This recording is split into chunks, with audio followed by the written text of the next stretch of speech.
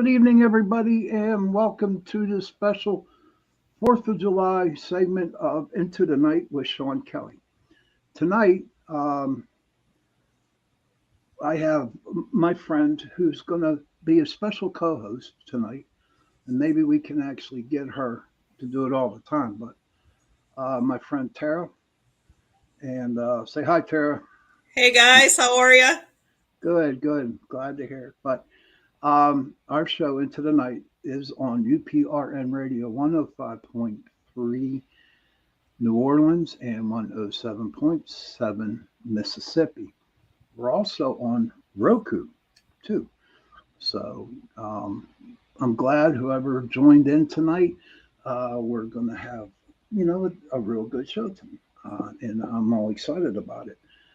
It is so dang hot where I'm at right now in my attic in my office that I'm sweating. So I got a towel to wipe the sweat off. So, you know, if you see a towel, I'm wiping sweat off. But today is the 4th of July. And 247 years ago today, the people agreed to the Declaration of Independence. Okay. So our United States, America, is 247 years old today. And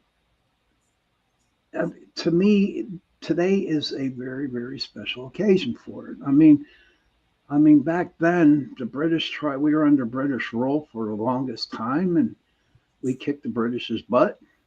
Sorry for all you people over in England about that. All right, just want you to know that.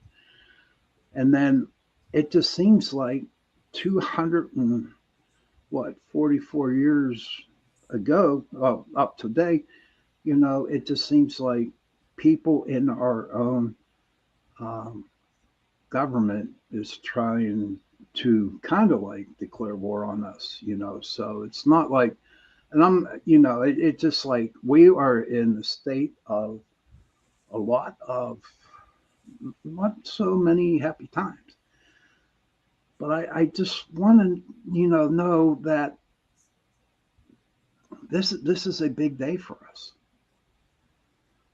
us to be independent, and what we have gone through for so long. It just seems like every 10, 20 years, what happens, we always go through something different. But the American people, we stay strong, and I mean, literally, all the stuff that has happened to us for a long, long, long, long time, we stood strong, and we're continue to go.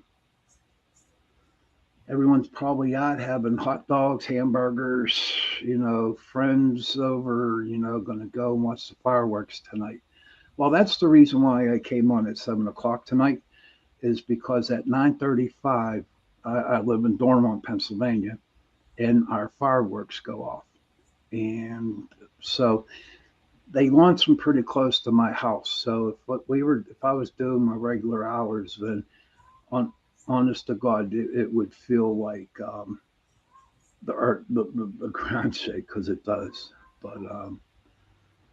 But Tara, how's your 4th of July? What's your theory, or what do you feel about the 4th of July? So, coming from a huge military family and the fact that my parents were in the Great Depression and different things like that, I was raised that it was a really important day. That, not only on special holidays do you thank a veteran, you thank a veteran every time you see one. Um, Numerous times I've brought people to tears, especially Vietnam vets, because I always shake their hands and I thank them and I say God bless them and thank you for your service. And if somebody says, well, it wasn't anything, I say, well, it's because of you that I can sleep at night and that I have the freedoms that I have.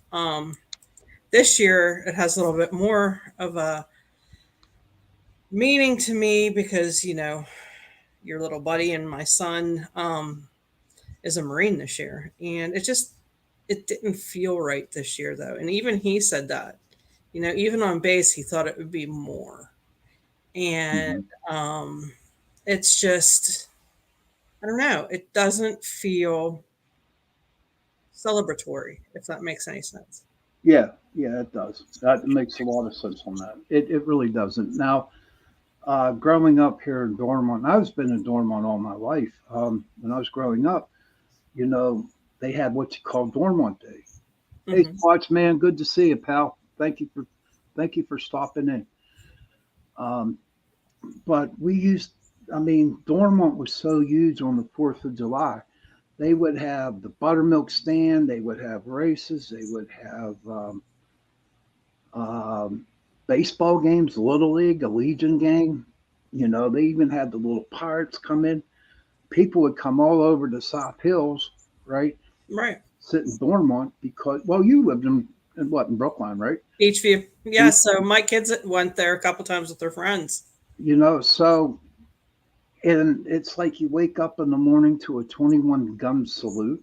Hmm. And they did that this time around, but um, they only did it 3 times. But woke my butt up. Hey, Tony, how are you, buddy? Good to see you. Thank you for coming on, bud. Um, but like in the morning, they like Dormont would have grab bags for the kids and stuff, and you would Hmm. walk down every morning to get your grab bag, okay? And then you would play bingo. They had swimming races, diving races. It was one big party, okay? Yeah. And this year, me and my brother went out to breakfast because, you know, we were off today. We didn't see nobody walking down the street. Yeah. We didn't see hardly any flags out. We didn't hear no laughing, you know, cheering, you know, just people having fun. Right. You can't walk through Dornwall Park now because they launch off the fireworks in the middle of the park now. Right. And there was no more buttermilk stand, which I am totally depressed about because I love my buttermilk, right? I assumed you would. Oh, yes, absolutely. And then you had different caterers, gyro, you know, it was just a great atmosphere. But Yeah. this year, I woke up and Tara, it was sad, but I didn't feel it. Yeah. I Yeah. didn't I mean, feel it. even here in Butler, like I never heard when there was going to be a parade, if they were going to have fireworks in town. I mean, they always have them at the fair, and 9 times out of 10, the Clarks play on, you know, the 4th of July. I'm not sure who is this year, but like, even, so there was a guy at Eaton Park today because we had the breakfast buffet. We went out and, he said, to the waitress, do you know if we're having fireworks or a parade today? Because we haven't heard anything. And it wasn't until one of my friends posted a little while ago that they're going to have Zambelli fireworks down here at the Blue Sox field. For those of you who don't know, we have a minor league team here in Butler called the Blue Sox. And, they have beer festivals down there. And um, sometimes they have like different caterers down there, different people around here that bake, that kind of thing. But it's been like nonchalant. Nobody's been really out there. And I mean, here in Butler, normally you have flags all over the place, and like I don't see them. No, it. Now, my question to you would be, Tara, is it because of what is happening now that's going on in our world, um, or is it because people are just getting downright lazy and they don't care? What is your thought? Um, I'm thinking honestly this year that maybe they canceled a lot of stuff due to the weather. Hmm. I don't know because I don't get the Butler Eagle newspaper or any of that. I do know that, we do have a local guy up here that does a local newscast that he normally is all over the place with. And he's in a TV series right now. So I don't know if that's where I get a lot of my news. Hmm. Um, my screen just went blank. I don't know why. Okay, there we go. So I don't know if that had something to do with it, but like normally it's all over Facebook, normally it's all over the internet. Even the news people used to run a list of different boroughs and things that, when they were going to let off fireworks. And they just said refer to our web page, which I couldn't even find anything on because Is anybody out there listening tonight that's in the chat room? Um, are they celebrating with fireworks on today on the 4th of July where you're at? Leave a comment if they are, and like, tell us how you're feeling. What's your feelings on the 4th of July this year? It's just been a real damn Debbie Downer. it Just almost feels like a funeral. you know what? You're you're you're really right on that. And it just is not today. I mean, it's been like that at the beginning of the year. It's Yeah, just like a funeral. And this is like this is the time where you're with your family, you're out there swimming and lighting off fireworks, firecrackers, whatever you got, you know. But it's just not happening this year. It's like really sad, to be honest with you. it is. It's just been this whole year has just been a flux, a chaos. I don't know anybody who right now doesn't feel it. Even people that, don't have sensitivities. So many people are getting random weird diseases. People are just dying out of nowhere, fighting for no reason. Like everybody I know has something weird going on in their family. But you know what? It is what it is. Right. Okay, it is what it is, and I guess that's where the word acceptance comes in because we have to accept the fact that this stuff is happening. And but after today, there's going to be we got 364 more days to take care of all that. I really don't like talking about the government and stuff like that because this is really like a paranormal, abnormal show. You know what I mean? Right. About the different things. But I really had to bring this up tonight. Um, so everybody out there, okay, if you, I hope that you have a safe 4th of July, and I hope that you have a lot to eat with your families, and I hope you get to see fireworks and stuff like that. Um, I know again the reason why I'm on at 7 o'clock tonight is because at 9:30 they are going to launch fireworks at my house. So that's basically it going on with all that. But you were telling me before the show that you had some stuff that you wanted to throw at me, but don't. But we discussed the one that we should not discuss on here. Exactly. Which, yep, especially with my son being in the military, we're not going to go there. But so yeah, my son's in the military and he's at Camp Geiger, which is encamped in Camp Lejeune, for those of you who don't know. And that is on the eastern edge of North Carolina, not far from Topsail Beach, if anybody knows. It's down below the Outer Banks a little bit. And he has, Marine bases have to be where the naval bases are because they're their ride. We're the Uh, Uber drivers. The Navy's the Uber drivers. well, if you look on their seal, it still says part of the United States Oh, they Navy. are part of the United States, and any Marine out there that has anything to say about that, Look at their logo. feel free about that. But no, yeah. Yeah. What was it? So Good. yeah, so they spend their time doing book study and then they actually do field work and different things that they learn. They learn how to shoot since he's in infantry, which is 311. They learn how to shoot different types of guns, different kinds of rockets. They have to be well versed in all kinds of stuff. And obviously they can't do that on base, so they go out in the middle of the woods where how they have it set up is literally you have this little tiny city and then all around it is all of this like huge forest, and Mm-hmm. that's basically the base.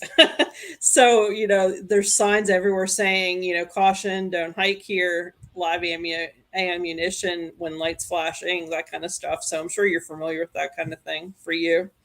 Oh, yeah. But like when he first got there and they went out into the field for the first time, they actually had toilets, and they kind of switch off platoon wise, where they have to dig trenches for outhouses and things. So their first one, you know their corporal says, hey guys, I need you guys to get around the fire. I got to talk to you. I want you guys to use the buddy system because we're in North Carolina, there's cryptids here, and Bigfoot and different things.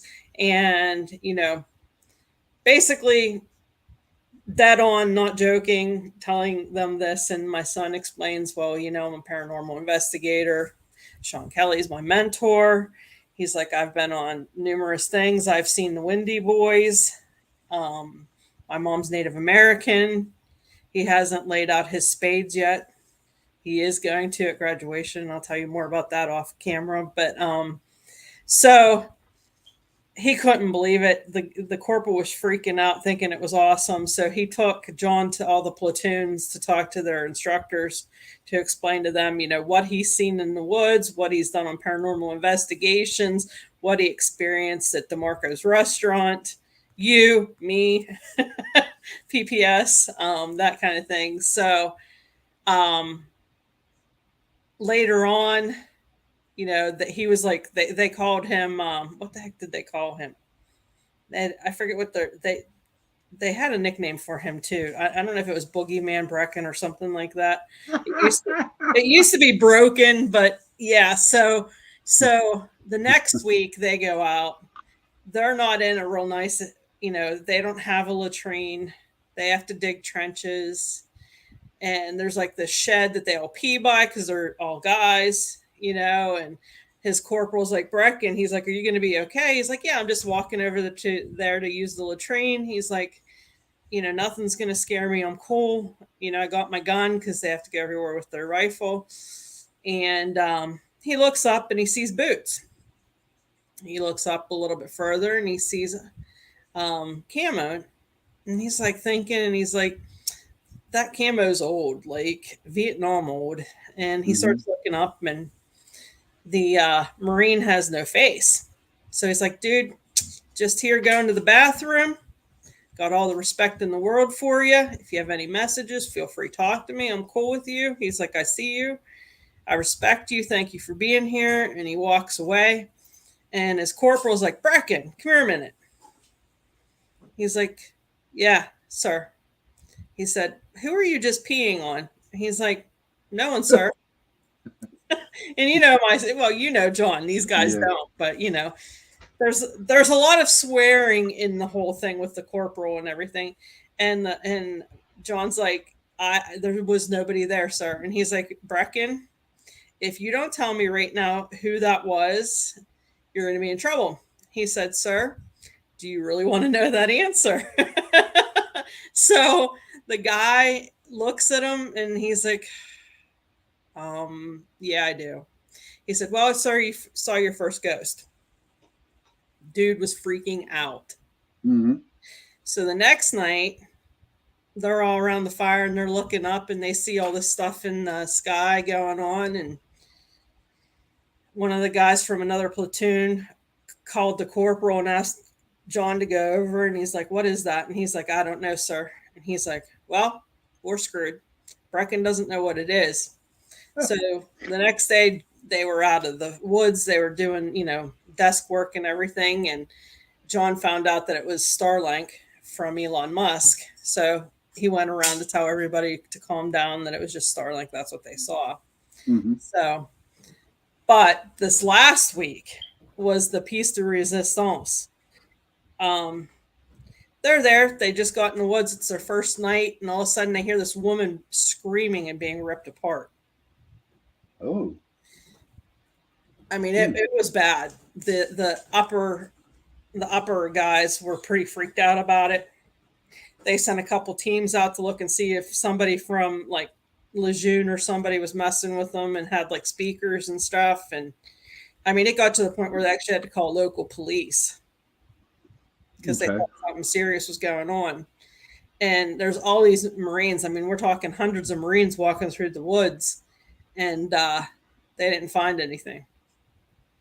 But it went on all night, Okay. and And there was no like news thing saying that hey, a body was found, somebody was missing, nothing. So now, and I know you keep in contact with John, and he loves to tell your stories about the cryptids and stuff like that, right? Um, have you done any investigation of the cryptids or anything paranormal wise down there in where he's at? I have not yet. I do know that from visiting down there, there were Native Americans there, obviously because it was by the coast, and there were, settlements there, that kind of thing. Hmm. And we, John and I did talk, thinking that it could have been something residual, just playing on a loop. Okay. But I have yet. I was thinking this weekend I should probably investigate and see, um, is there something that's notoriously down there. We know Right. Mothman was seen in a certain area of West Virginia, Mount Pleasant. Um, was it Mount Pleasant or something like that? But Not Mount Pleasant, Pleasant Point. that's it. Okay. And then like the Green Man was notorious for a section. So I definitely want to check and see if there's anything related to that area. Okay. So the city nearby is called Jacksonville, which I never even knew there was a Jacksonville, North Carolina until now. But so yeah, I was thinking of checking into the history and seeing what's going on. Well, I knows that, I saw a program on, excuse me, everybody, I'm sweating, but I saw a program about the Mothman. Okay. Mm-hmm. And, and I saw it about a year ago. And I so wanted to bring it up, but I mean, I don't want to throw a big ass monkey wrench into the Mothman legacy. Do you know what I mean? Mm-hmm. But from what I saw, okay, was that at the time that the Mothman was seen, okay, there was a lot of shady stuff going around down there. They were dumping radioactive material where they shouldn't have been doing it. You know what I mean? Mm-hmm. They also believe that the bridge, when it collapsed, it was just because it was messed with, okay, Mm-hmm. like a sabotage type of deal. And so they were throwing all this stuff. You know how what they're doing today is, all this crap that happens, you don't know what's happening on behind that. You know what I mean? Right. So uh, I guess the state, I think it was Kentucky. I think that's where it's at. Um, but wherever the Mothman was from, these people that were part of the government down there really, really put out the story about the Mothman. Okay, Mm-hmm. to keep people away from the stuff that they were doing behind their back. You know, and so being on the radio for so long and just listening and dealing with conspiracies with different paranormal stuff. It's like, did the government come and tell those two people who saw the Mothman to say something like that? Do you know what I mean? Right. So, because I think they're the ones that started to tell the story about this creature with red eyes jumping on their car. You know what I mean? Mm-hmm. But there was a lot of shady business going on at the time down there where the Mothman is located. I really don't know where it's at, but I want to say Point Pleasant, Kentucky, or Point Pleasant, West Virginia, one of them down there. And so, is the Mothman really where? Is the Mothman really real? I've often thought too that, there were all those government huts that they've found and different items like that. Was it maybe a suit that the government came up with? Maybe the eyes were red because it was infrared so they could see at night. And it could have been like a flying suit of some sort. Right. Or with all the illegal activities, could it have been something that mutated?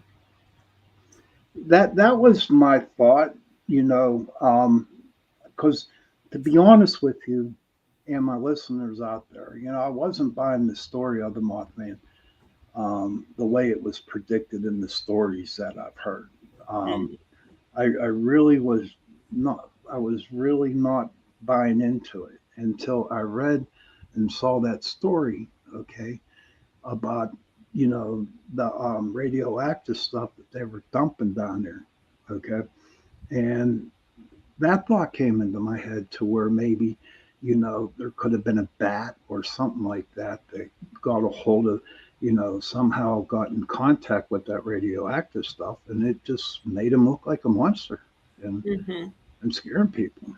um, but I would like to investigate that a little bit further, but I'm telling you, Tara, I'm torn, and I'll tell you why I'm torn. Because I have a lot of friends and acquaintances out there that really believe that the Mothman exists. Yeah. Yeah.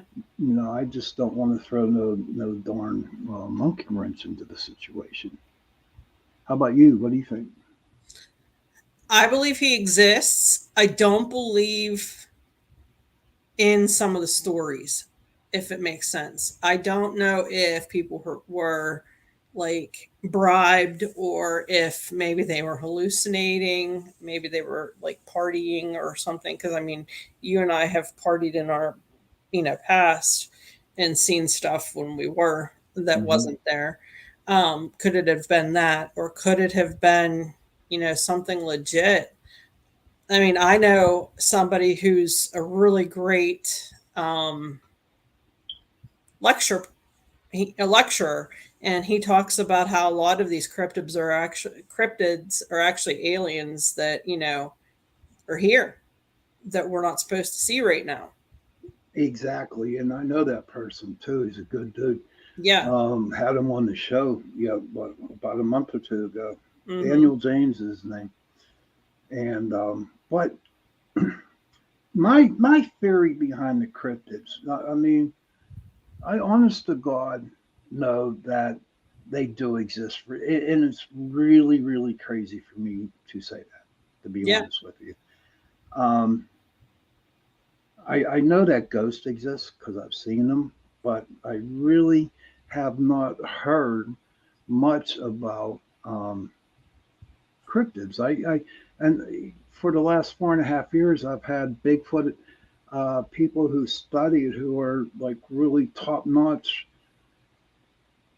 and it's just like wow. I want to see it. Do you know what Hmm. I mean? I so Right. want to see a Bigfoot. I so want to see a dog man. And people are saying, when I say that, people are looking at me like, you're a nut, you know, for what you want to do. And I said, well, I retired from paranormal investigations. I saw the ghost. I dealt with the ghost. Now I want to see if there's other stuff out there that people talk about. I want to see it. Right. Right. Do I believe in UFOs? Yes. Do I believe in aliens? Yes. I know they do exist. No doubt in my mind. Right. But for me, okay, for me, I need to have a UFO land in my backyard and I see it and that an alien comes out of that UFO so I can shake its hand Hmm. to get the verified piece.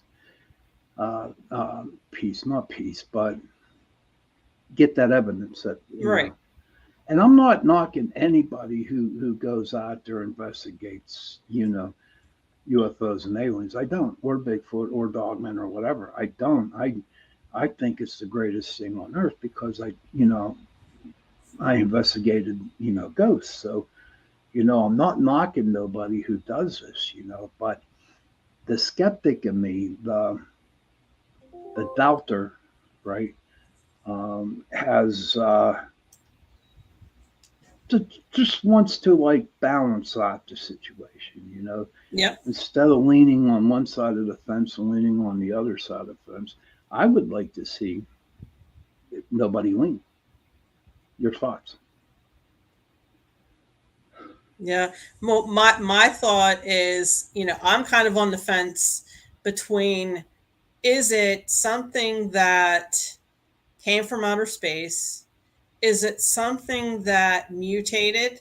Or is it something that hasn't come as fully hasn't become as fully evolved as we are, if that makes sense? Back in the snow age and all that, we had a lot more hair, a lot more fur. Is Bigfoot something like that, and they just haven't evolved?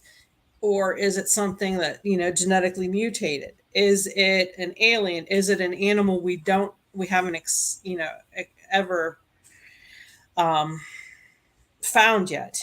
Just like, I mean, the big story for me, I remember when I was a kid, was they thought manatees were extinct, Mm-hmm.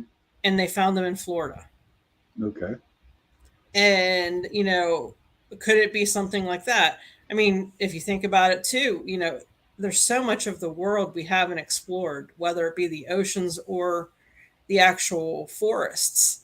Could it be something we don't know exists? Now, I will tell you, when I was on Blue Mist Road and we saw the Wendigo, well, John saw the Wendigo, that feeling that I felt, I have never felt anything like that before in my life. Can you describe the feeling that you had to our uh, people who are listening to our show tonight? So I didn't know anything about Wendigo because I never They're really called studied Wendigos. Wendigos. Okay. I never ever studied cryptids. You know that because aliens scare me. We're not gonna, Mm-hmm. like, I do ghost hunting. I don't do cryptids. I don't do UFOs. Any of that.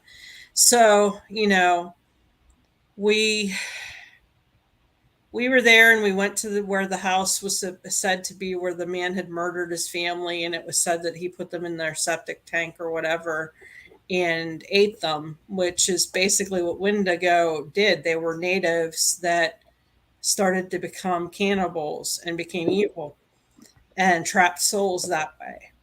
Um, but that night, we were out there. It was one of our my team's that I used to have birthday, and we were out there to celebrate her birthday and do an investigation, and it just got really cold really quick, and the hair on my arms, my spidey senses, as you and I always call it, were like on my neck. And I told everybody we need to leave, and we heard what sounded like either like coyotes howling. Now, growing up where I did, it wasn't a coyote. It was a noise I've never heard before. Okay. And just then, my son turned white as a sheet and screamed, "Let's effing go!" And he normally doesn't talk to me like that. Right. Um, and I said, "Why?" And he said, "Mom, we need to go now." So we left and we walked fast, and he kept looking behind us. So he basically walked backwards the whole way. And people started feeling something, everybody in the group started to feel something different, but it was all evil kind of feeling. Mm-hmm. Even the non-believers that were in my group were starting to feel weird stuff.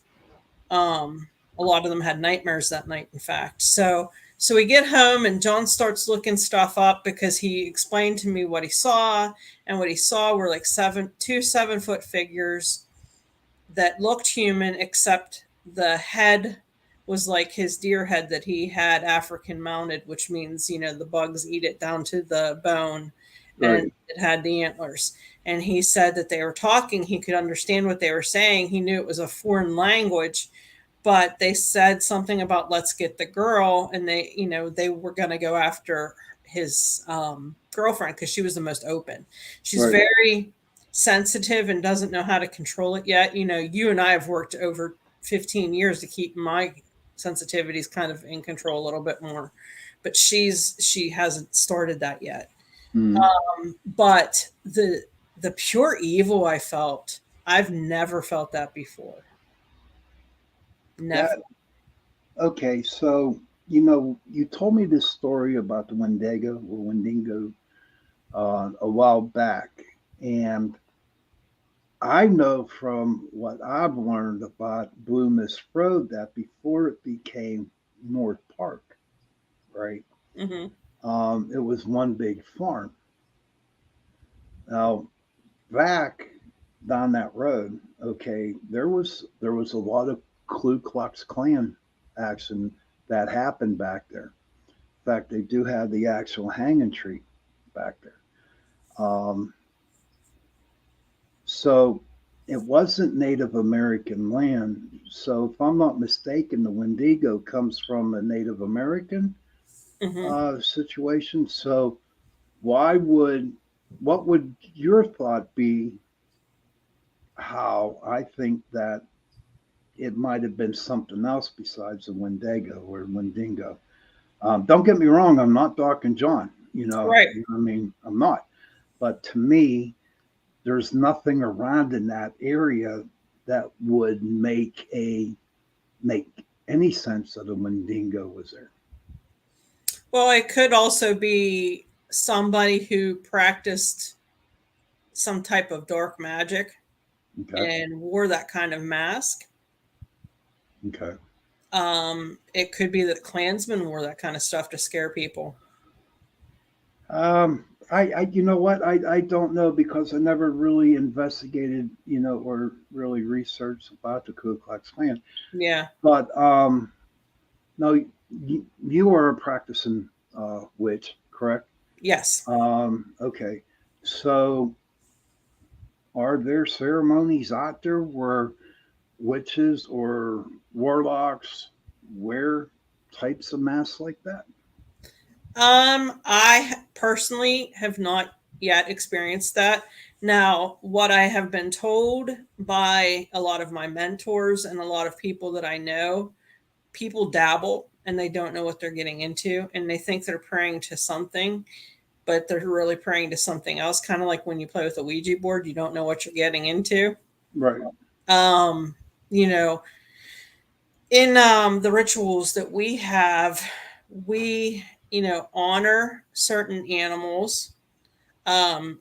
Sometimes we'll make like a steak and put that out for a god or goddess. And, we honor the animal sacrifice too. It's not just, hey, we're going to slice our wrists and put our blood in this and give it to whatever.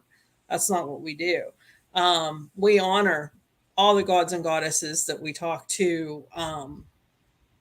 We don't wear anything weird like that. I mean, Not there e- may be a not even during not even during ceremonies. not yet. No, no, we haven't. We haven't. We had a Lilith ritual not too long ago, and we all just got together and just meditated and prayed, and gave her offerings. Like some people brought alcohol, some people brought incense. Some people brought candles, that kind of thing, and you know, symbolically, people drank wine. I drank seltzer since I'm sober. But it was it almost kind of, it was a ritual. It wasn't anything really crazy or what people would say satanic or, you know. Now I hear a lot. Now back to the Wendigo part. I Mhm. sorry, excuse me, everybody. I don't know how to pronounce that. I'm from I'm from Pittsburgh, so Tara understands where I'm The coming Windy Boys. It's from. easier. The Windy Boys. Okay, that sounds good. But I just I just can't see. I know there's witchcraft that's practiced back there. I definitely know that, but Hmm. um, I just for the life of me cannot imagine or even picture the Windy Boys back there. Hmm. There is no need for them to be there. Well, and I do know too that back in the old days of hunting, that they used every part of the deer and different animals, and a lot of people would keep the skulls and use them to honor the deer that they've harvested and fed their family. If I'm not mistaken, the Native Americans, whenever they kill a buffalo, they always say, "Forgive me, brother, I have to eat." Hmm.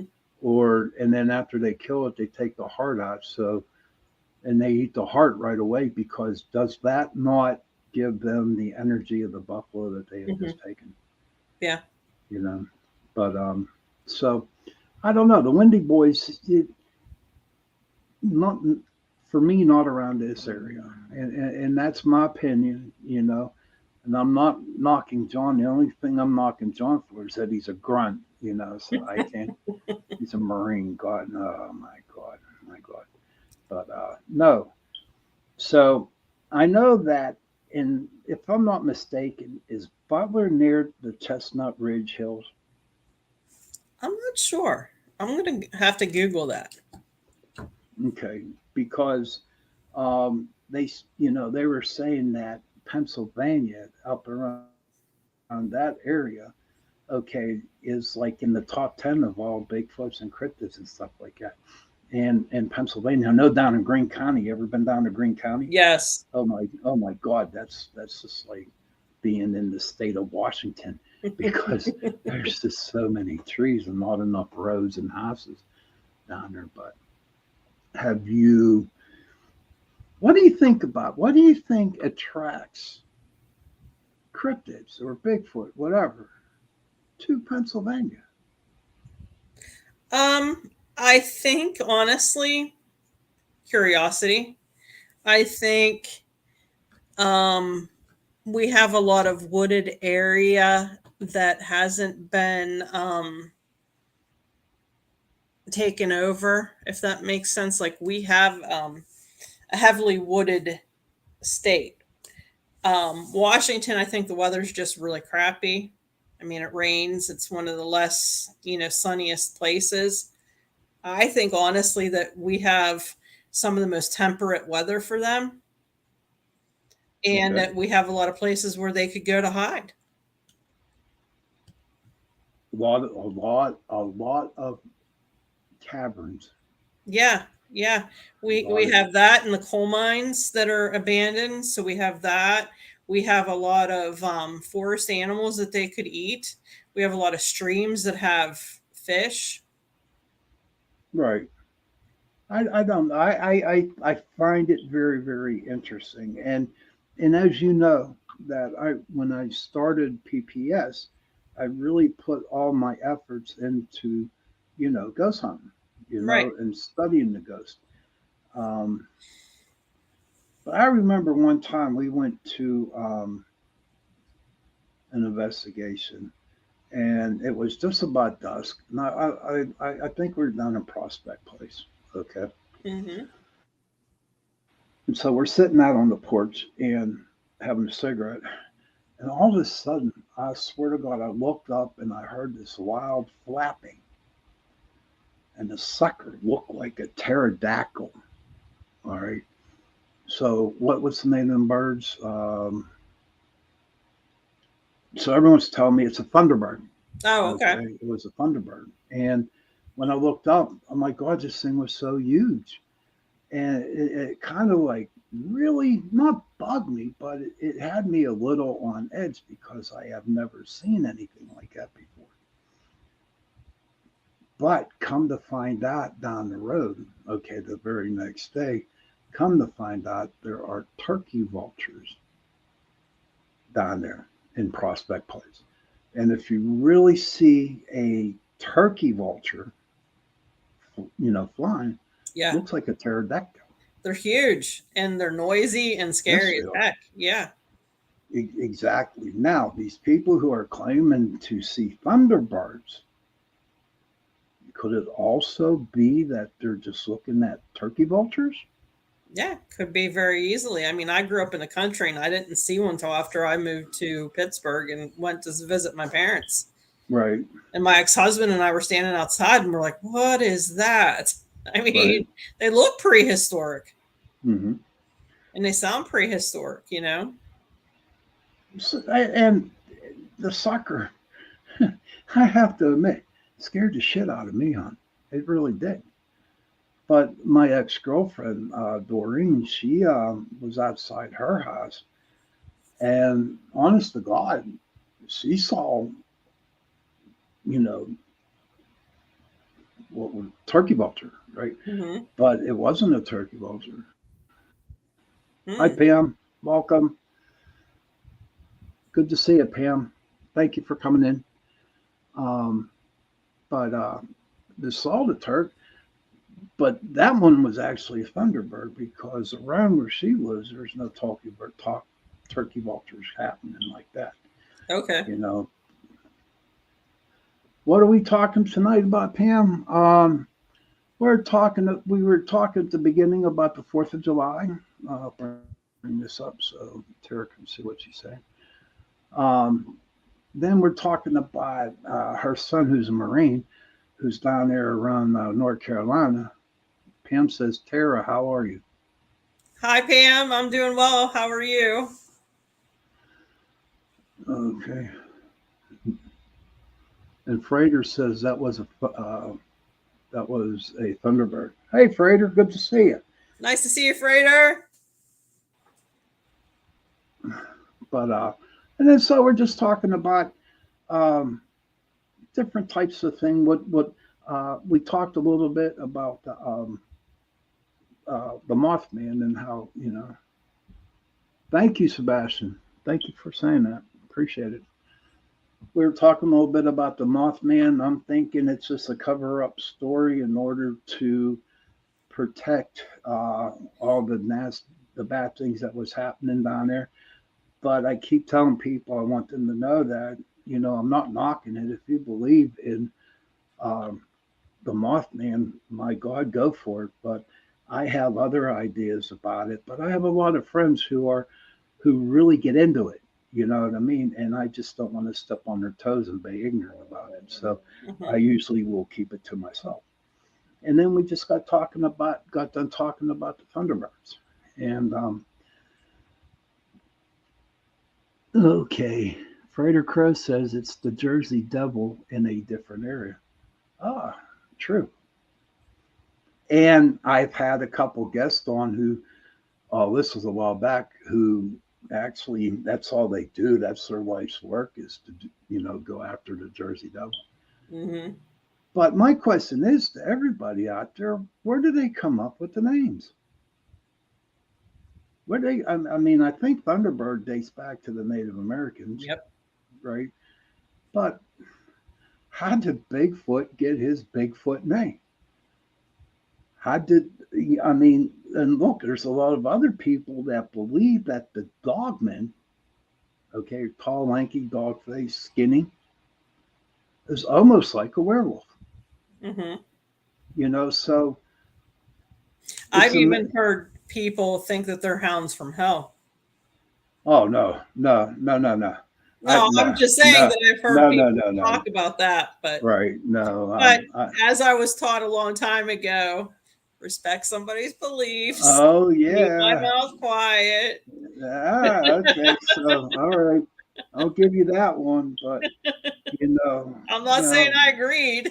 I ran into a couple of them myself, so they're not something that you want to mess around with. But um, and even though I know you are scared about aliens and stuff like that, but if you had the opportunity to go out and find a Bigfoot, would you go?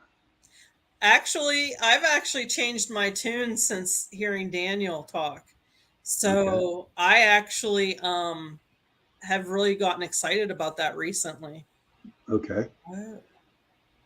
The Jersey Devil got the name because it believed that it was a child born disformed and of the devil to a witch or whoring woman. Okay, Prater. I was wondering if that's the one. Thank you, Okay. Prater, for that. Thank you.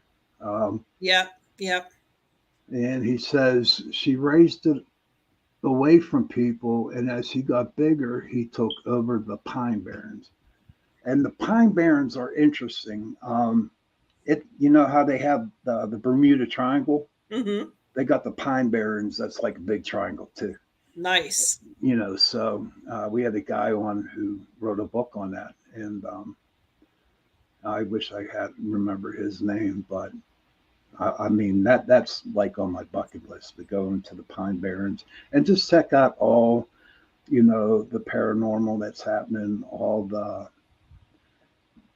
um, not theology. I can't come up with the name. Um, all the different stories behind it. Okay. Yeah, the legend, the lore, all that. Yeah, It, exactly. it makes me wonder what's going to happen in East Palestine. That's a good question. That is a real good question. And not so much in East Palestine. How about the other train derailments that they had? Oh yeah, there's so many. You Look know, at Yellowstone. Nobody's talking about that. no, they it just. But you're right about East Palestine. All that crap that went into the river. Are they still allowing that to? I mean, is it still bad down there? I'm not sure. From what I've understood, some people are saying yes, and the government's saying no. Okay, so Yeah, really they're at a standstill down there, huh? right, right. But Frater said that the Pine Barrens are very spooky and disorienting at night, so that's believable because he doesn't half-ass anything or make stuff up. So right, right. Um, oh, and Frater, I haven't heard from anybody yet on that investigation I was telling you about. So when I get some more information on her, then we'll go from there. Um, so what, Tara? We're coming up on the first hour of the show. How are you enjoying being on here so far? I like it. Yeah, we Okay, have a good rapport, buddy. you're welcome, Frater. I mean, I'm not wink, wink, wink asking if you want to do it every week. You know what I mean? But Yeah. um, I don't know. It makes life a lot easier on me, and it really does, to be honest with you. Um, so as we finish this hour of the show, okay, we got another hour coming up. Do you have any ideas of guests we can bring on? What kind of topics that you would like to share? And before Tara answers that, anybody out there who is listening to the show or is in the chat room right now, please give us some suggestions and we can write them down. If you have any questions or if you're afraid to talk into the chat room, feel free to get a hold of me at the Pittsburgh Paranormal Society Facebook page. Okay, Tara, what about you? I'm turning it over to you on that one. Sure. I have some members of my, I would say, coven or, you know, family, as I call them, that I would like to maybe bring on. We have one. I don't know if she'd want to do it or not, but she's really good at seeing spirits and helping them, go where they need to go. Mm-hmm. So, but she's very shy. So, Okay. and then I do have another friend, Stacy, that's been real anxious to tell her story too. So, Okay. her Are husband was on Frater's show not too long ago. are they are they interested or are they nervous at coming on? I know Stacy's been wanting to come on and tell her story. I don't Okay. even know her story, but we're pretty good friends. Okay, we can get her next week if she wants to come on. But what other do you want to talk? I mean, how does UFOs and I know that you're really into the covenant. I know you're really into the witches and stuff. But I'd like to expand our show into different types of topics. Heck yeah. You know, like um, UFOs or Bigfoot or any cryptids or whatever we want to talk about. Because when I first started this show, Into the Night, it was an hour long, and basically, I just said what was on my mind, Right.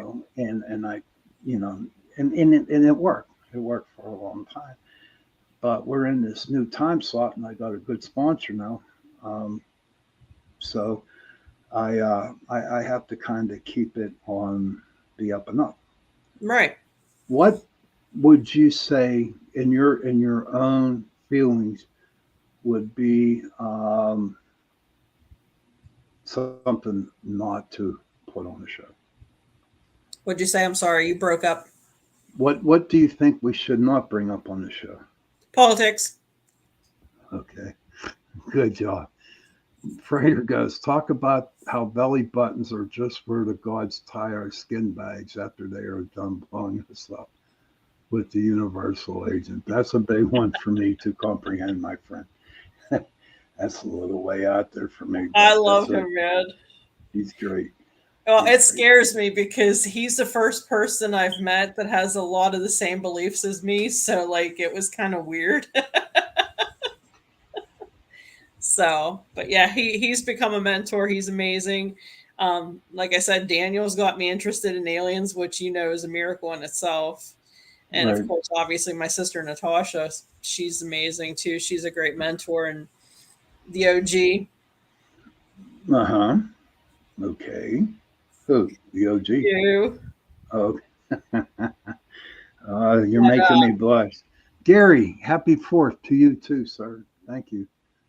Um, again, everybody, I am on at 7 o'clock tonight because here in Dormont, Pennsylvania, where I live, our fireworks are going off at 9:35 tonight.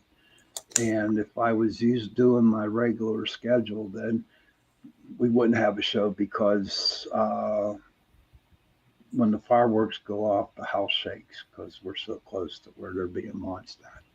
But that's why we're just on 7 to 8. But our normal hours are on Tuesday night, 8 to 10 on 105.3 New Orleans, 107.7 Mississippi. Also, we're on Roku. And it's interesting. Now, I know that some of, the shows, my shows, Sensation, uh, we're showing up on Roku. So it's really, really interesting that it happened. And it just feels good. Oh my God, is it hot? Is it hot where you're at, Tara? oh yeah, yeah. I moved down from my altar room Mm-hmm. down to my dining room, which you've been in. So I have at least a ceiling fan. An altar room. I never heard of such a thing. What's an altar room? What's your altar room? Can you explain? So, well, it's kind of half an office, half an altar room, and it's where I have an altar to my gods and goddesses and the saints that I work with because light and dark no difference. And I keep a lot of my gems and candles and things you've given me through the years. And in fact, I have your sigil that I got you there so that I can bless it. Um, I have my table and chair set from Hawk's Nest up there. So I have a little bit of everything. But a lot of people have an altar room where they actually have an altar and that's where they pray and do their circles and do their magic. And what kind of magic do you guys do in these circles in your altar room? All depends on who does what. I mean, how do you go by? Do you like wake up in the morning and say, "Hey, I'm going to put this type of spell on this person," and you just go and do it? I mean, or is it somehow that you're during the day it just comes over you and say, "Hey, I need to put a spell on someone because blah blah blah this, blah blah blah that." How does it come to you in Sure. order to do that spell? Well, first and foremost, everybody's different. Everybody's practice is different. It's unique. For me, every day's ritual is a little bit different. Some days I go and I do have a huge circle in the room and I light candles and I make a connection with the universe and the God I'm working with or the goddess I'm working with. Um, as for putting spells on people, I try not to. I will ask whomever I'm working with at that point in time to watch over somebody, or if I get like the heebie jeebies during the day and I know somebody needs a little extra help, I'll send one of my hawks Mm-hmm. because, the native in me knows that my spirit animal is a hawk. So Okay. a lot of Now, my friends see those. now I'm not putting you on the spot. You're my best friend, and I don't knock. I give you all the encouragement and um, and I give you all the support I can for what you do. But for Yep. people out there who are a little bit of skeptic, okay, this question is from them. How do you know you're working with that certain goddess or god? How do you know? How Sure. do you know? How do you know it's not somebody manipulating Mm-hmm. themselves into thinking that, you know, for instance, all right, so you got Morgana, Mm-hmm. you know, and then you think you're praying to Morgana, and actually it's the nurse, the goddess, the nurse that's like mimicking, you know, do you understand Right. what I'm getting at? Right. So, So, because I'm a babe in the woods, and obviously we're all still learning, anyways, even the most experienced person, um, I look for signs. I look for the higher source, God, as you may call it, um, to show me signs that it's the correct person that I'm praying to. Say I'm working with Bridget. I mm-hmm. like to work with Bridget and Diana a lot. So I always ask for the God of my understanding to show me, signs that it's really them that I'm working with. As Now, far as are these physical signs or are they just mental? any, whether Any? it's, a gut feeling, whether it's a number, whether it's just a sign of some sort, whether it's a hawk. Okay. A lot of my magic is in the kitchen right now because I'm still like I said, a babe in the woods. When one of my friends is sick, I usually make them one of my own remedies. I usually make them some type of soup, and I focus on my healing powers that way. Okay. Um, I have a friend that was in a severe car accident and died, and they brought her back, and her back hurts her from time to time. And I happened to have a breath work session, and she said, Tara, she said, my back was on fire, but it's the best it's ever felt. And Mm-hmm. like, that was humbling to me. Like, Right. so every chance I get, I'll, try to help her. That's cool. Yeah. Okay. Hmm. Now, okay. Now, I want to thank, I got a sponsor I found out today. Carnation is sponsoring the second hour of Into the Night. And I want to thank Carnation from the bottom of my heart for, you know, sponsoring me. You know, it just makes me feel good that, you know, that you are. And I won't let you down.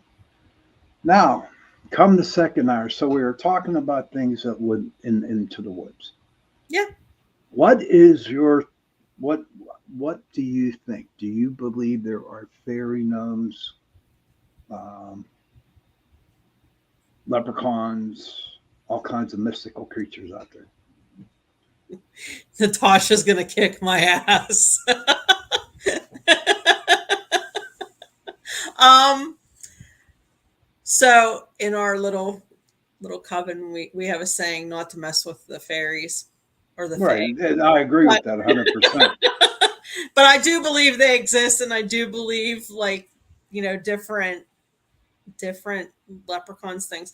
They may not be what historically has happened. They, like I said, they may be a type of cryptid. They may be an animal we've never a human being we've never seen, an alien we don't know of. We just don't know. Okay, But I know so many people that have seen them. okay, I mean, we're talking like legitimate people, like psychotherapists, psychologists, not like somebody, in a hospital. okay.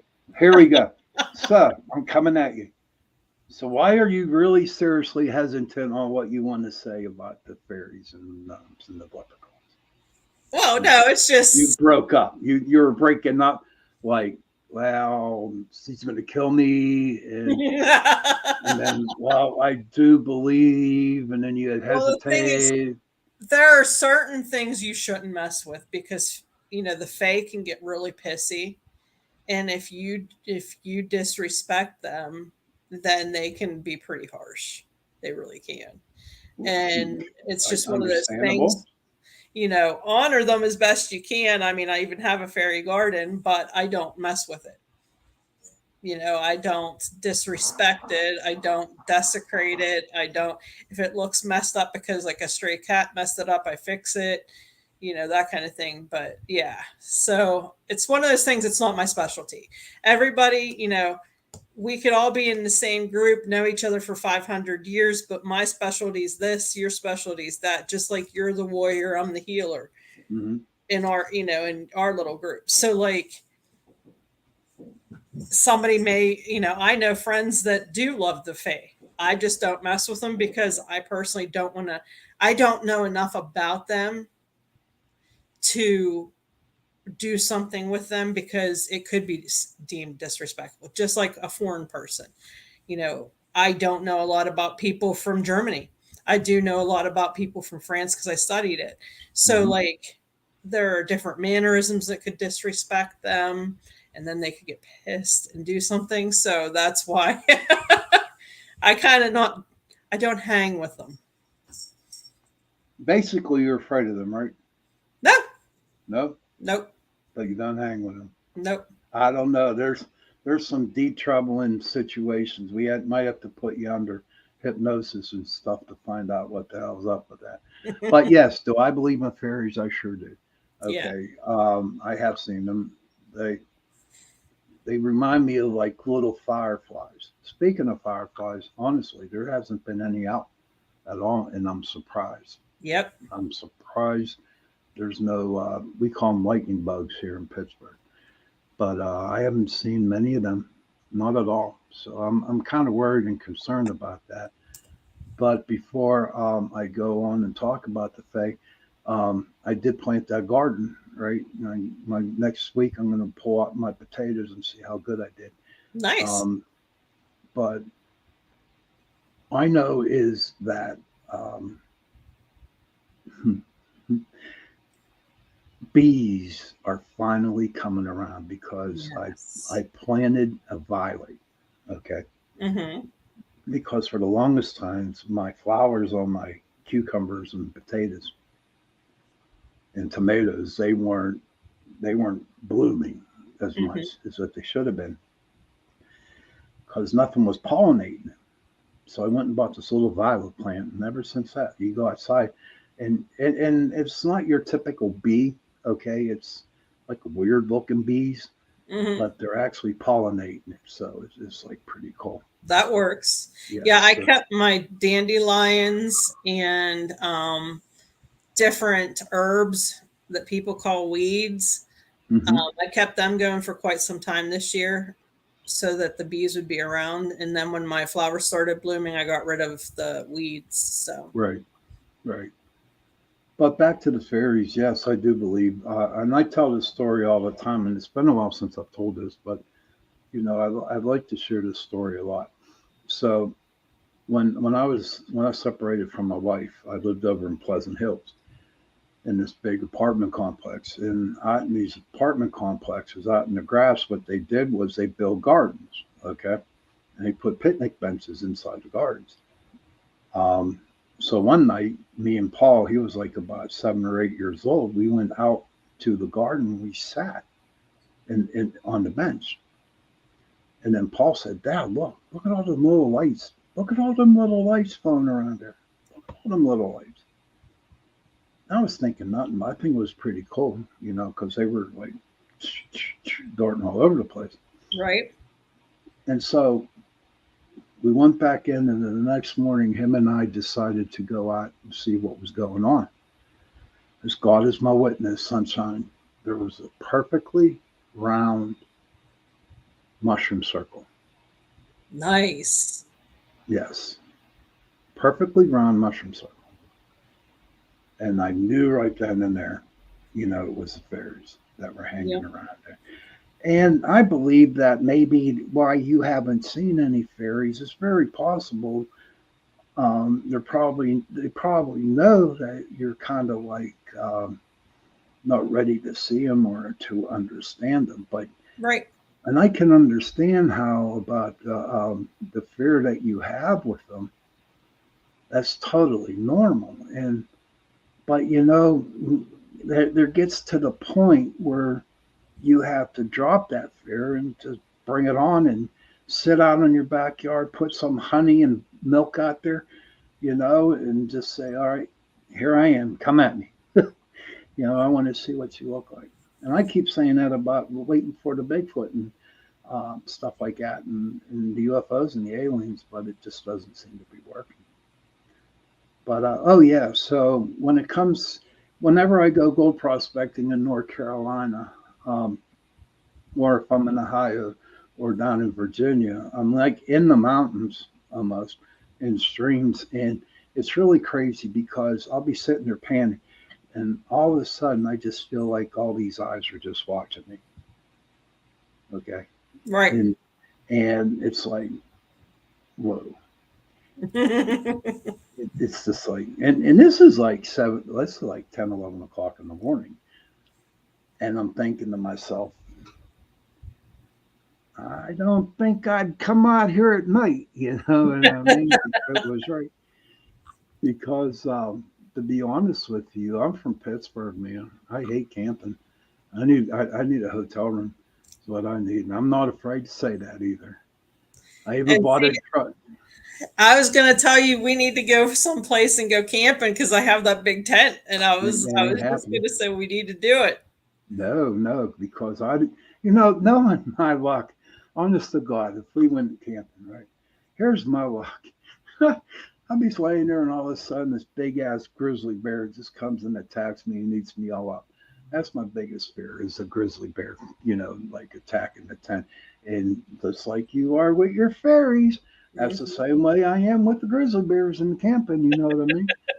So it's like, City boy. no, I'm not. Trust me. Does this look like a pretty boy to me? I said city boy, Oh, okay. I and thought you I said, said, and I've told you you're handsome. You're the captain, buddy. oh my gosh. Oh my gosh. Okay, I'll give you that $50 after this show is over with. Okay, sounds good.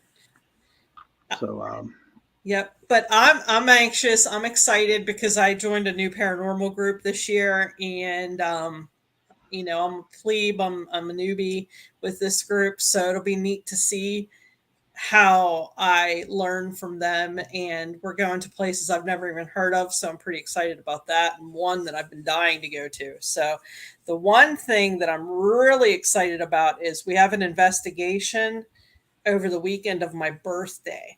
And I want to mm, know if that has any cosmic ramifications when we go.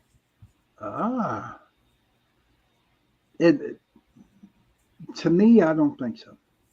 I don't know. I don't think so. But the thing is, I'm thinking, how much closer to the veil being at the thinnest could you be than your birthday? But here's my theory on the veil, and I talked about it last week on the show. Mm-hmm. They say around Halloween the veil is really thin. Mm-hmm. All the crap that's going out there in the world right now, that veil has been thin all year round. Mm-hmm. A lot of people are experiencing more, ghosts or experience more paranormal situations that's happening to their house.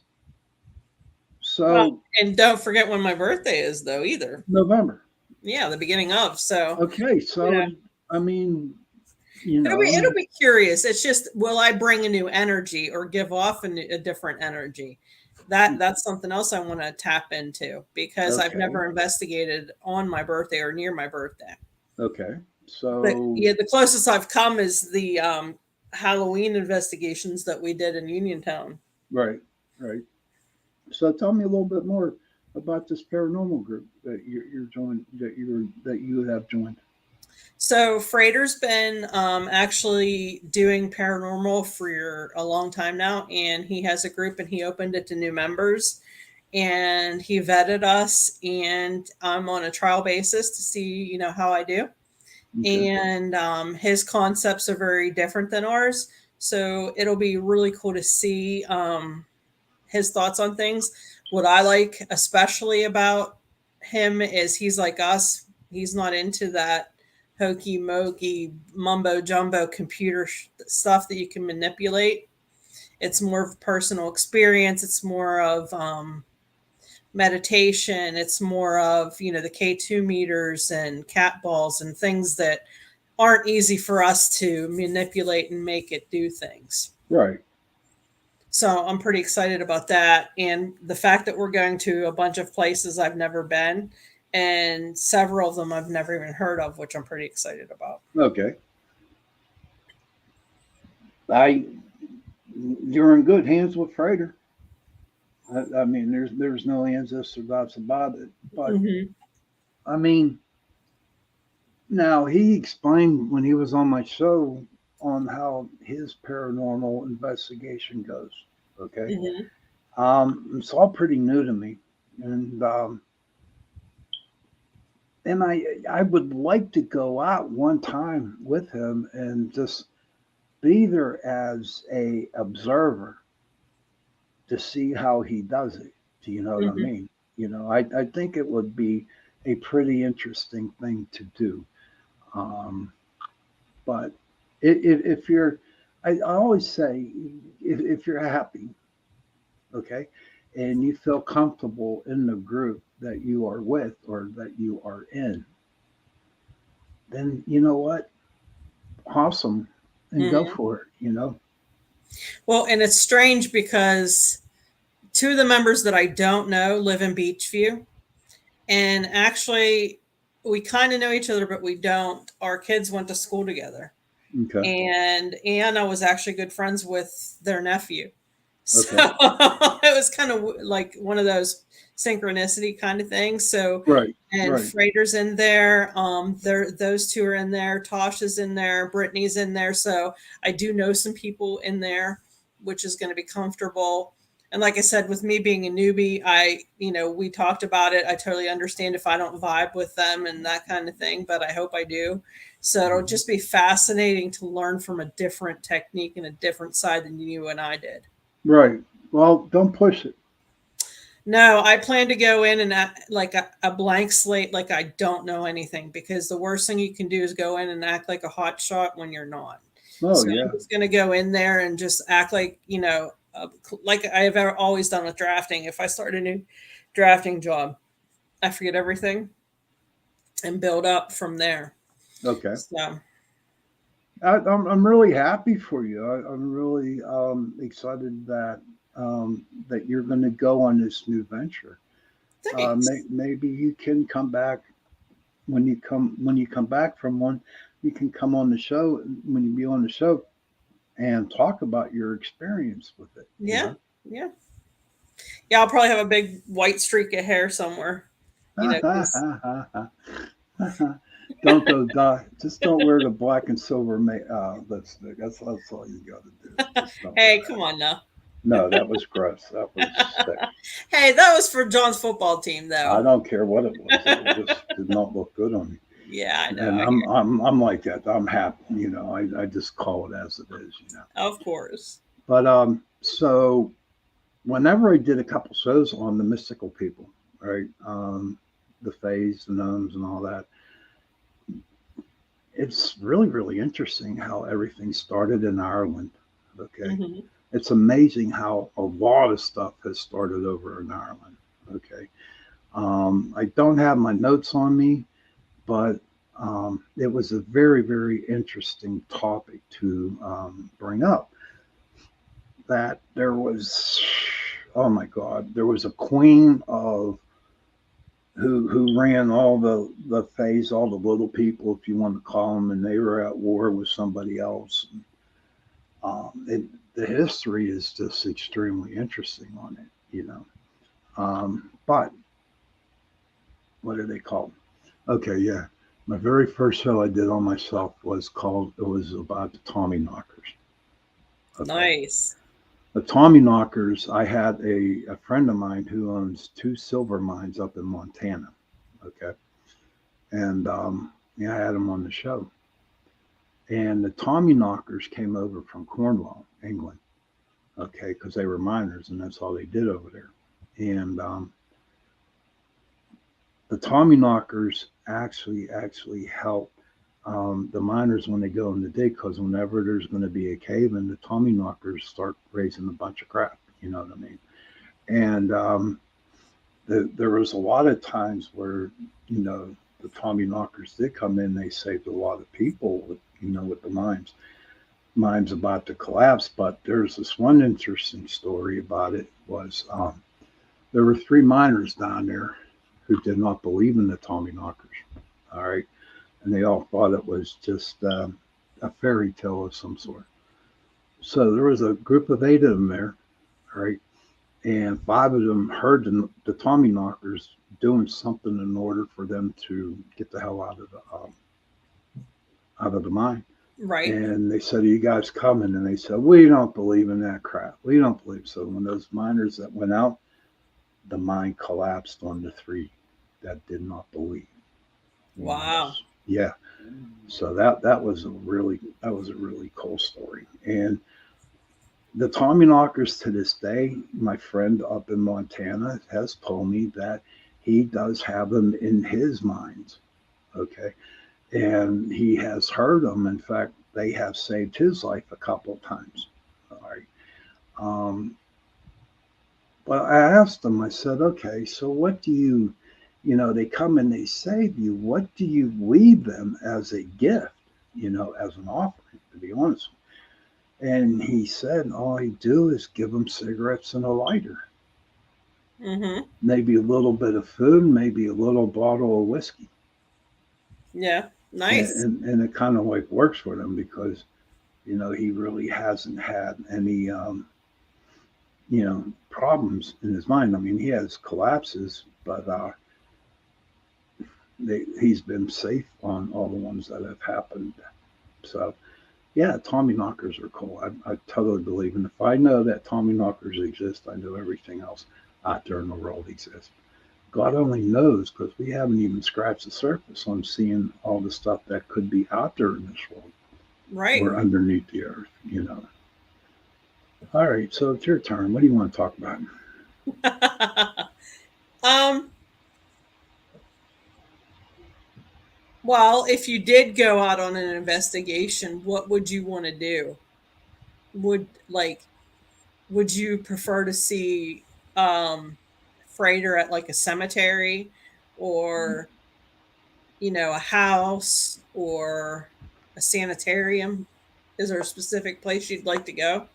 No, not really anywhere. To be honest with you, I wouldn't mind going. You know, wherever he goes.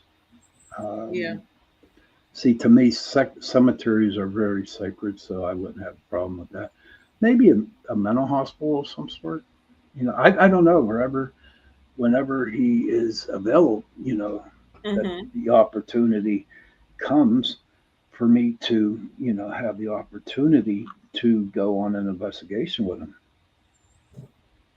I hear You you. What was the most fascinating tidbit you found from Daniel? Tidbit? Yeah, that you learned from him. Wow, how knowledgeable he was with the communication with the Bigfoot and the stuff that he picked up on his YouTube channels and all the noises that were going on. Yeah. And so that was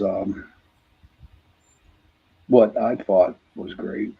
I mean, but just very well knowledgeable, very well known, and very smart at what he was doing. Yeah. So mhm. His filmography is second to none. I don't know if you've ever had a chance to see any of it, but it's beautiful. He No, does no, a really nice I job. really haven't.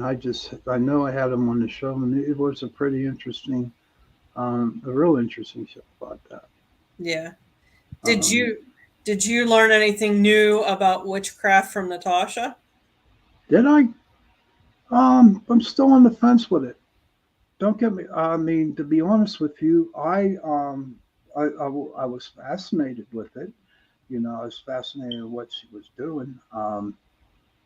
But for me, I was still a little bit on the fence. And to be honest with you, okay, I'm still a little bit on the fence with you working the witchcraft. But I'm Right. not. I'm not knocking you. I'm not knocking Natasha nor Frater, whatever. I'm not. It's just it's something that I do not understand, and I need to, not dive in with 2 feet, right? But to Right. slowly work my way and to understand how, what you get spiritually out of witchcraft. Makes sense. Mm-hmm. I mean, I can speak for myself. I love helping people, you know that. So it's just the next evolution in my healing ability to, ask Okay. for some help. Hey, Ah, what's up, Virgil? What's hi, up, buddy? Virgil. Good to see you. Thank you for a happy fourth. I hope the weather's nice and cool everywhere because it's miserable here, to be Yep. honest with you. And it's only going to get worse. But come on, keep throwing the questions out. Go, No, I'm cool. go. I'm cool. Have No, I you don't. had, okay. I mean, a lot of your listeners don't know this, but have you ever been scared out of your mind? Like on an investigation or, you know, something paranormal? Has anything like taken your breath away, scared the crap out of you? Um, yeah, believe it or not, yes. One time. Um, we were up in Gettysburg on Sachs Covered Bridge, right? Hmm. And we were filming there, Paranormal Pittsburgh. And so I've been at Sachs Covered Bridge for so long, and there's a ghost there. He's from Tennessee, all right, and he likes to show off. You give him a cigarette and a match, and then he's okay. Long story short, we were there filming on the bridge there, and all of a sudden, honest to God, I got like jabbed in the middle of my back. Now, I don't know if anybody else has been scratched, kicked, bit, whatever, but I've had in the past, but this thing was like a dagger got stuck in the middle of my back, right? You can actually see the little red mark. And it really messed me up for 3 days. Okay. Wow. It was like, it kind of like drained my energy and stuff like that. And I just didn't feel good, but I wasn't expecting it to happen. And when I just felt that pain in the middle of my back, I jumped, you Yeah. know. Um, But going on the other investigations for so long, um, I kind of knew that my angels, my wolves were there with me, protecting me. Right. You know, so there wasn't really a big fear going into the investigations. I was more concerned with the people that I took with me. I remember we did that one investigation over in East McKeesport. We had a little she was Filipino or Chinese. She was like 60 pounds soaking wet, right? So we were doing this investigation over there in East McKeesport, and we're down in the cellar. This God is my witness, Tara. She actually got picked up and thrown at my brother. Yeah, um, seriously. And in the same house, that was a creepy house. That was a very haunted house. And like we were ready to go, my brother went down the cellar to get some of the equipment, right? Right. That was down there. And so he's walking up the steps, and at the top step where he would put his foot down, Hmm. right, there was a screw that big Wow. facing straight up and down. And if he didn't see that, that screw would have gone into his foot. Yeah. Which Mm-hmm. especially wouldn't be good for him Right, with exactly, him being diabetic. exactly. Virgil says, I am new to spirit. We don't have much here, but when I ask questions, I am often blocked. Um, who blocks you? I, if you have a question about it, please ask. We'll answer the best we can. Heck yeah. That's not a problem. Well, since you brought me on this show and you've explained that, we've been friends for a long time. Yeah. Did you ever tell anybody what made you believe that I had any kind of abilities? No, when it comes to people that I know who have abilities, I just keep it to myself. You know what Yeah. I mean? Because I believe that it is not in my place to talk about other people's gifts. Right. That would be in an invasion of your privacy. Yeah, Um, that's how I feel about people's abilities, ritual, that kind of thing.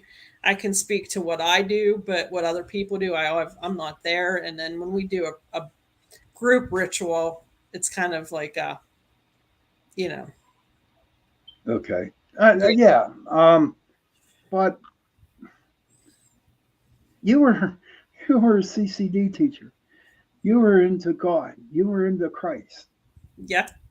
I need to ask you this question. I've been dying to ask you, and it's none of my.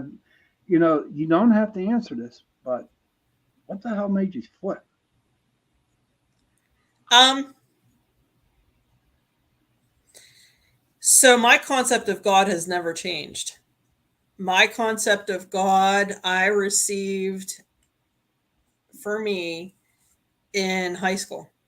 Mm-hmm.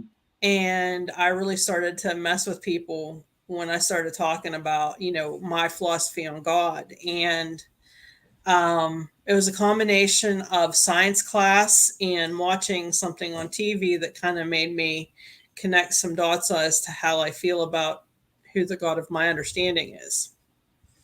Um, in the Bible, God is everywhere. God is light. We all have pieces of God in us. God never ends, and God's been here from the beginning. So, I'm in physics class and we're talking about energy. Right. And then I start thinking, well, holy shit, to me, God is this big sphere of energy. And the reason I can say that is energy is light, energy is everywhere. When you look at a human being in infrared, what are we? I don't know. Different versions of energy. Like when I look at you in a FLIR camera and you're clearing a house, your Right. energy is different. So to me, I believe we're all fractal pieces of one huge energy source. Uh huh. And I've always been on the fence about Jesus. Okay.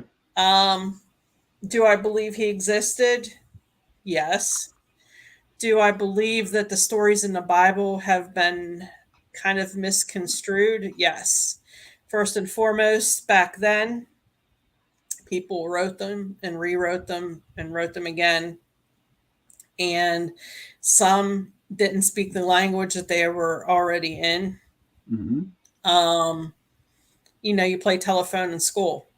You could start off with the teacher says hi, and at the end it says my dog has fleas. Right. So I never really believed in worshiping saints. That kind of like was against the Catholic thought process. Growing up, you're taught you're supposed to worship God and that's it. And I got really into the why are we worshiping Mary kind of stuff, and why are we asking a priest to forgive us when if I sin against somebody, why shouldn't I go up to Shawn and ask for his forgiveness? Mm-hmm. So I mean, I've never been a true 100% Catholic or Christian. I've always had abilities. I've always seen ghosts since the longest I'm that I can remember. Um, I taught CCD in a way that made my students, I hope, feel special and important. One of my lessons was I drew a picture of the world and I ripped it into pieces and I had them write their name on it and put it together in a puzzle. And then I'd subtract pieces like, Mrs. Bruecken, without her name is the world complete. Joe Bob, if you take Joe Bob out of there. So, and then I would start making them think about things like, if the kids knew who Hitler was, I'd start to talk to them about, was the Mm, world complete okay. without Hitler? So, um, But what made you go from there into witchcraft? I think I've always been practicing. I just didn't realize it.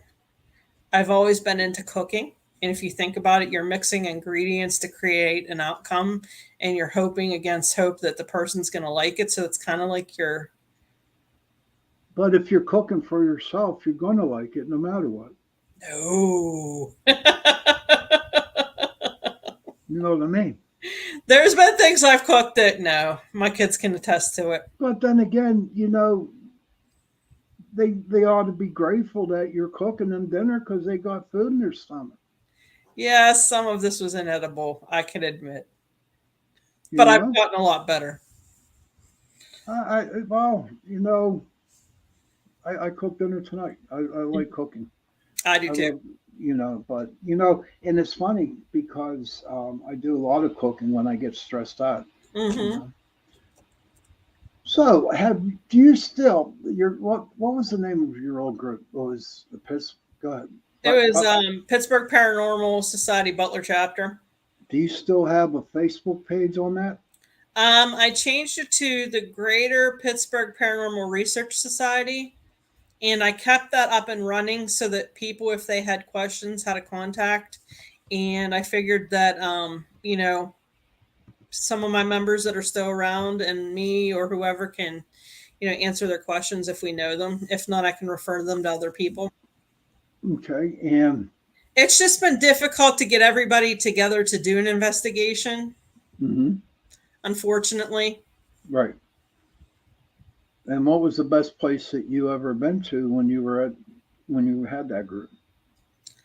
Um, Do you have any stories to share on that investigation that you were at? I would have to say, I'm not going to say the name of the bar and grill because I don't know if they want it out there or not. Sorry, my neighbor's shooting off fireworks. Um, but as we were getting ready to leave, my son had to go to the restroom, and we were all in the cars, and it was just him in there. And the owner was standing at the door waiting to lock up, and we're driving home, and he's like, "Mom, I don't feel right." And I'm like, "What do you mean?" He's like, "Mom, something's going on. Pull over, pull over." So we pulled over on Route 356 at a Dollar General, and we went under the lights, and he said, "Mom, there's something on my back. I think it's biting me." So I looked, and he had three massive scratches on his back. Hmm. And at the time, none of us had nails. It was just him in the bathroom. There was no way for him to do it. It was literally three, like the same pressure, the same shape, and they were all about an inch apart. Right. And that was the first time he had gotten hardcore physical evidence. Okay. So for me as a mom, that really made me feel good. Oh, I guess, yeah. Huh. I guess, but for me, it typical. Now, I mean, I literally had teeth marks in my arm, Hmm. but this it was crazy because I got pushed, I got bit for a long time, many times, and only that one time when I got stuck in the back, it just like really kind of creeped me out. You know what I mean? Right. But it did not stop me from going back up there to do some more investigation. Hmm. Um, so Yeah, it I'm made just him more curious.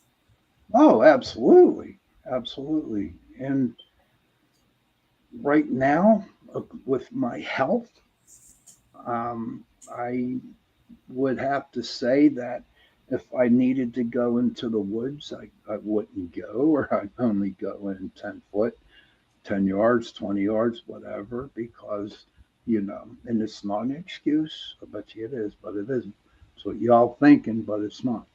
I just have to be safe. You know what I Right. mean? Yeah. Oh, wow. Okay, let's see what um, Virgil has to say. He has something big here. This is from Virgil Kane. My parents were from Ireland. The fairy mound or fairy woman, Banshee, is a female spirit in Irish folklore who heralds the death of a family member, usually by screaming, wailing, shrieking, or keening. Her name is connected to the mythologically important, what's that word, Tumuli or Ma, Yeah. or Ma, that dot the Irish countryside, which are known as sides, singular Sid, in the Old Irish. Do you have anything similar there, guys? Yes, we do. Yes, we do. Um, not as intense as it is over in Ireland, sir. You know, but the state of Washington, West Virginia, the Appalachians in North Carolina, Virginia, got to be something there. You know, down in Georgia where that Stonehenge, that went down, that kind of went down there. But I'm sure there's some stuff out there in Butler. But you know what? To me, when it comes down to the fairy women, the fairy mounds, the banshees, and stuff like that, honestly, I just relate more to over there in Ireland, you know, and and that's the way I look at it. Because whatever we got over here, I'm sure they're in with the same. They're in the same situation. They're the same fairies. They're the same banshees or whatever. But you know what? It just seems like I'm drawn more into the mystical part of Ireland, you know, and I would like to learn and study a little bit more about that. So, Well, I mean, you can't. I never realized until a couple years ago that I am half Irish. So, you can't get more Irish than my name. But, boy, um, I don't know. I've always been drawn to Saint Bridget or right. Bridget. I mean, even in the witch community, there's a witch named Bridget. Yep. So, she's the same entity.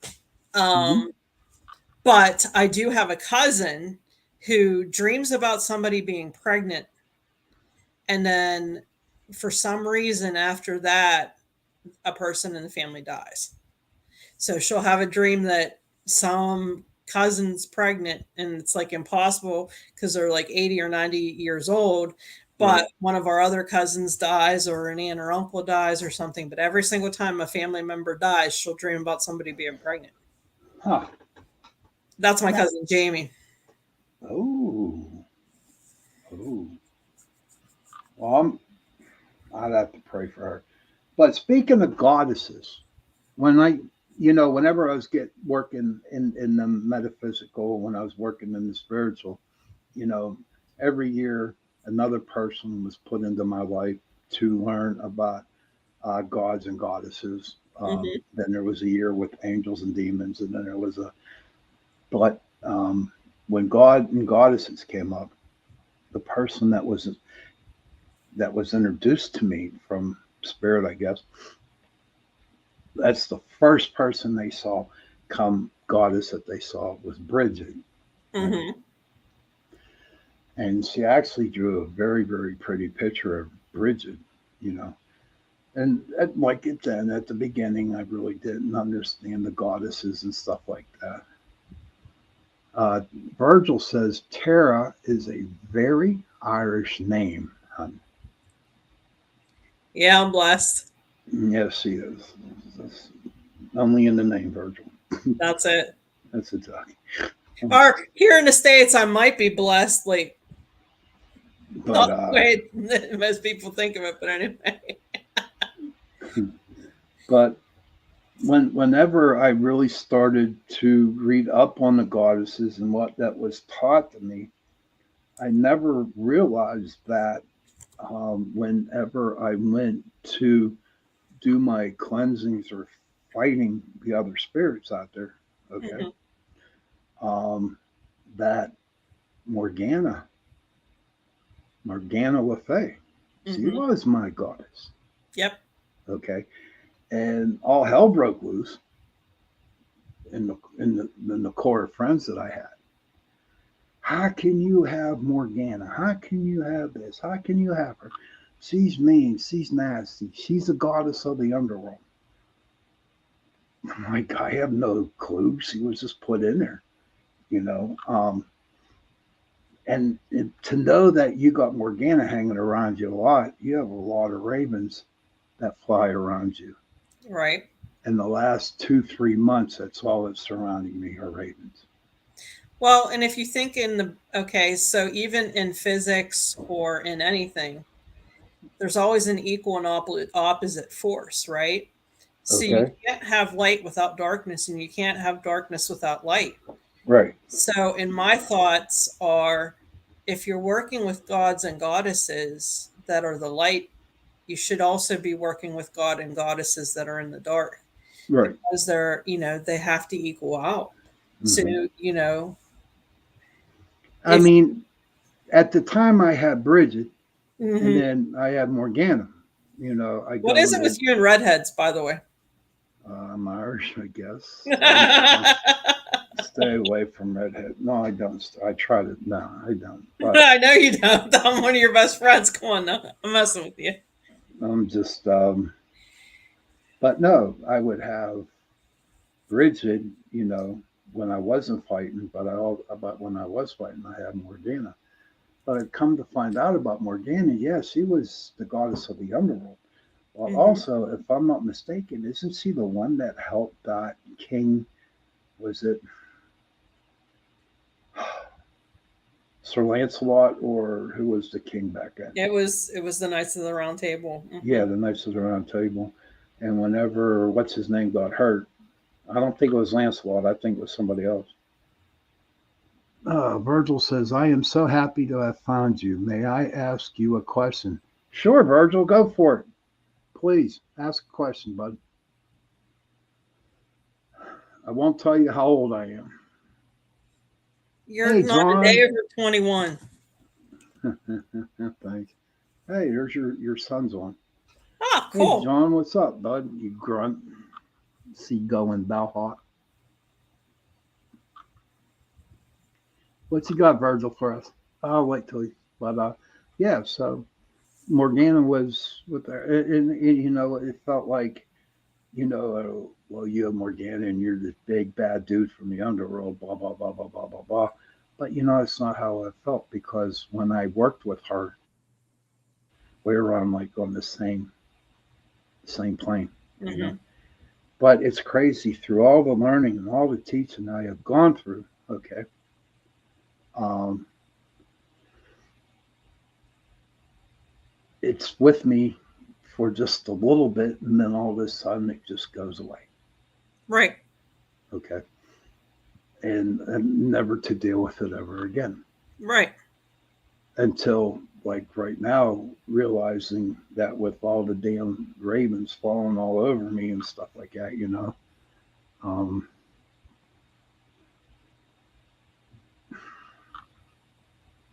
I don't know. There's a time and a place when you need reminded. It's not something that you need bombarded with constantly, if that makes sense. Like, it's so crazy. Anytime I went to see Giant Eagle, I'd see a hawk. Okay. And it was usually something you or I had to talk to each other about that was important. But I don't see them all Yeah, the time. I haven't seen any in a very long time. But here is Virgil's question. Oh, good. Virgil's question is, my main area of interest is astrophysics.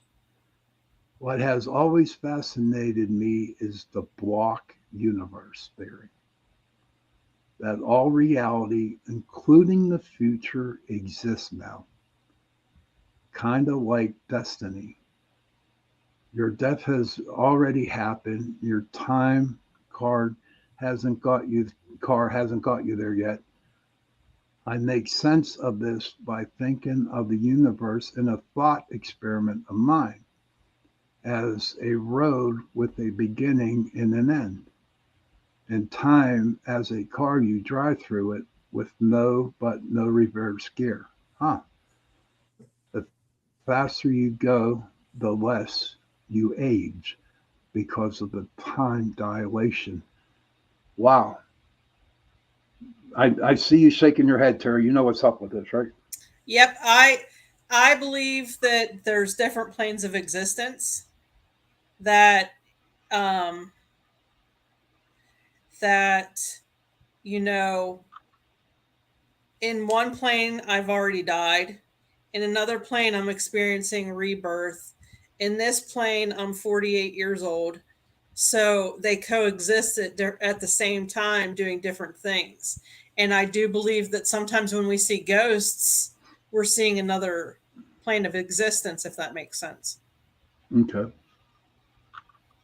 Is that what?